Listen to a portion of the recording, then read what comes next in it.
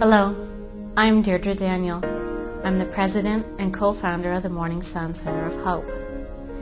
Lots of people ask me, what did I come to China to do?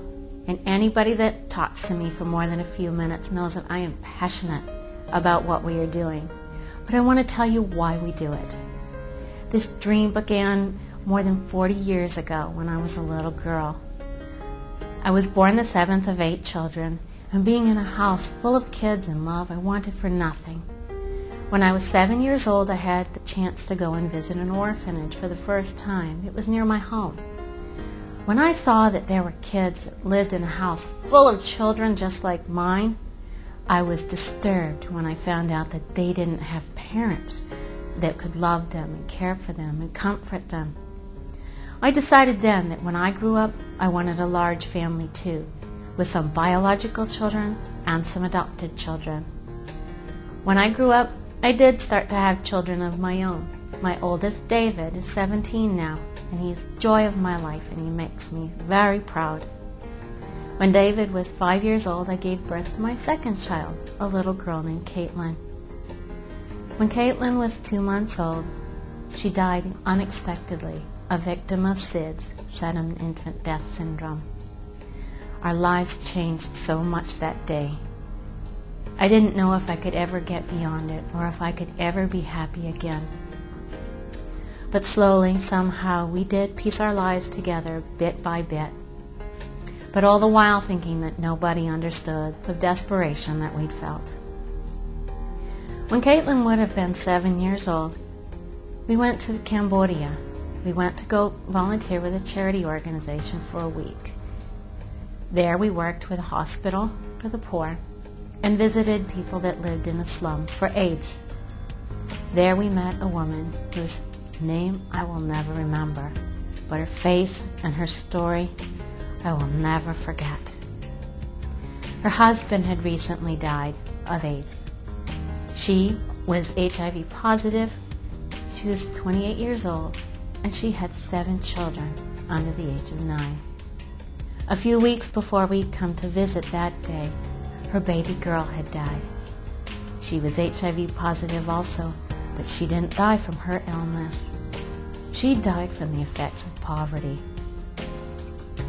While we sat and talked to her in her shack, made out of corrugated tin tied together with ropes, we shared with her that we'd also lost a child. And she looked at me deeply in my eyes and began to cry, and told me how sorry she was for my loss. I couldn't believe it. But mother to mother, she and I both knew there isn't anything worse that a mother could go through than to lose a child. We talked some more, and as we were getting ready to leave, a guide asked her about her son, the 9-year-old. She explained that he was missing for 2 days, that he often disappeared to go and try and raise money for the family so they could eat, or so that he could go to school. He was trying to raise just a few cents a day. She didn't know what he was doing to raise the money, but it was quite common there for children to sell their bodies for sex in order to keep their families alive. As we got ready to leave, she turned to my husband and I and pleaded with us in tears to please find her boy and to take him home and adopt him so that she wouldn't have to watch him die. My husband and I decided that day we could never go back to the life we were living. Clearly, there were so many people that were suffering more than we ever had. And we had so much to be grateful for and so much to give to those who lived in need. Our search for how to help best led us to China. 4 years ago, we moved to China to help orphans by providing health care. In our time here, we've visited many villages throughout the country, and we visited many orphanages. And we've come to the conclusion that the one-child policy is not the heart of the matter here. What China needs is better access to health care. There's a story of a man who came upon a boy that was throwing starfish that had washed up on shore back into the sea. There were thousands of them. The man asked the little boy, Why are you bothering? There's so many starfish. Do you really think you can make a difference?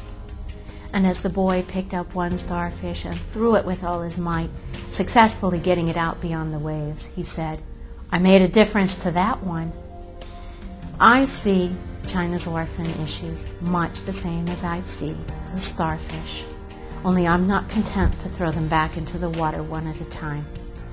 I think it's time to ask, why are all the starfish on the seashore?